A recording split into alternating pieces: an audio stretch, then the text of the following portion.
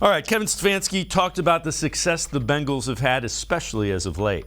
They're getting off to fast starts. I think, in the past game, they're getting a ton of yak from their receivers. The quarterback's making really good decisions defensively. They're playing sound ball. They're playing really good in the second half of football games. So they're playing really good, playing good football. And Scott, yak, yards after catch, Browns have to tackle, especially Higgins. Is a guy he's a big guy and he can run. There's no doubt. And I think the corners overall tackle pretty well, but all it takes is one big one missed and it turns into a 75-yard touchdown. And your safeties need to tackle. And I don't think Grant Delpit's been great at that this year. And you need help from him. You need John Johnson III to be on top of his game at the back end, just because you can't afford those underneath things to turn into big plays. Let alone the big plays turn into big plays, but you can't let the little plays turn into big plays either.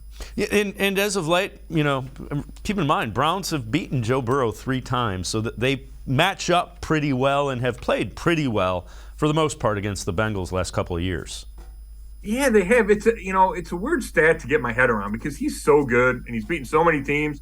They had the one game, I think it was a Thursday night. He was a rookie. It's week 2.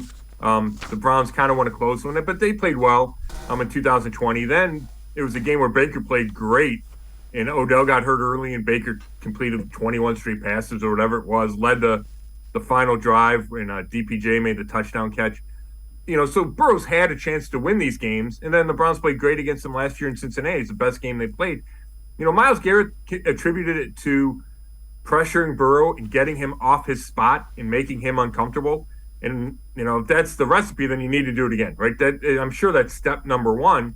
And having Jadeveon Clowney back this week will help. He's expected to play. I expect his role to be bigger than it was in Baltimore a week ago. But, yeah, it just feels like you're not going to go undefeated against Joe Burrow. He's just too good. I guess the point is you just try to have to extend that as long as you possibly can.